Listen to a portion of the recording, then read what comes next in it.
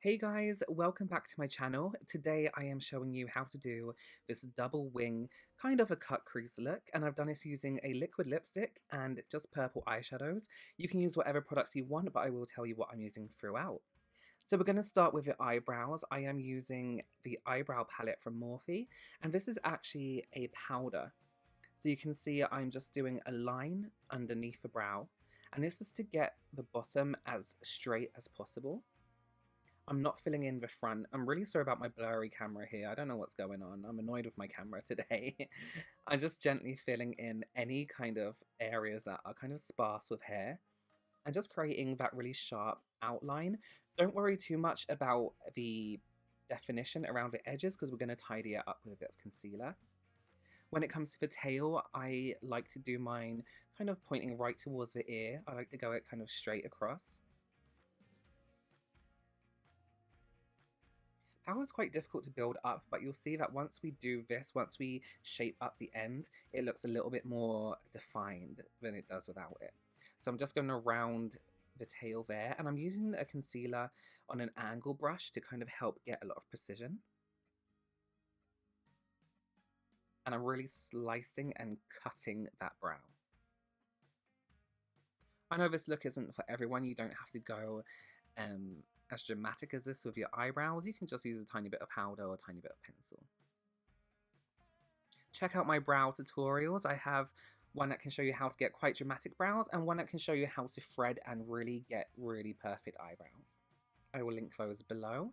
And I'm just cutting along the top of the brow there. My eyebrows are quite, well, they kind of need sorting out a little bit in this. So I'm covering any kind of stray brows.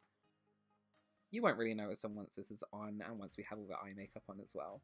And I'm just going along the bottom with a concealer as well, just to sharpen that up a little bit. I like to go around with a powder or foundation that I've used just to kind of help blend it in. So this is a liquid lipstick and this is Pansy by Lime Crime.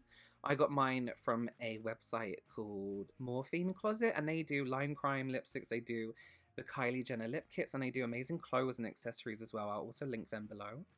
You can see I'm just doing like a flick with this and I'm not going right through the socket, I'm going slightly above just because then you lose the detail off that cut crease. So before it sets and before it dries, I'm just going to blend it gently. Not all the way to the end because we want to keep that tail nice and strong. I'm just kind of fading out the main bits above my eyelid.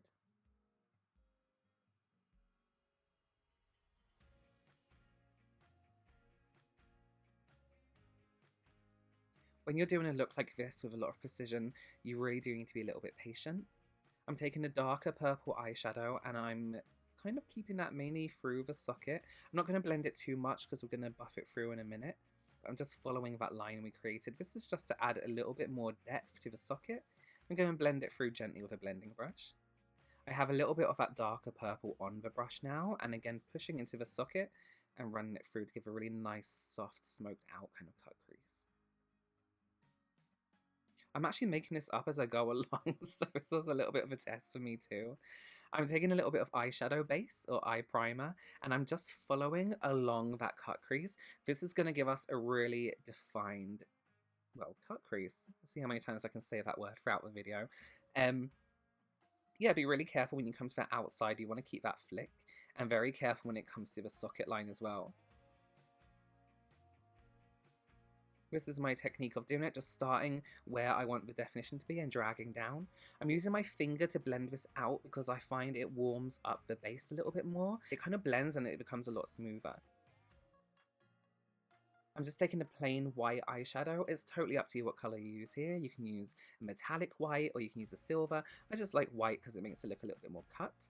And you can see I'm patting, and I'm really patting that colour on. That gives us a little bit more precision, but also builds up the colour a lot more. Being very gentle when it comes to going around that socket. So I decided that this flick needed to be a little bit thicker. So I'm actually just joining it up to my socket.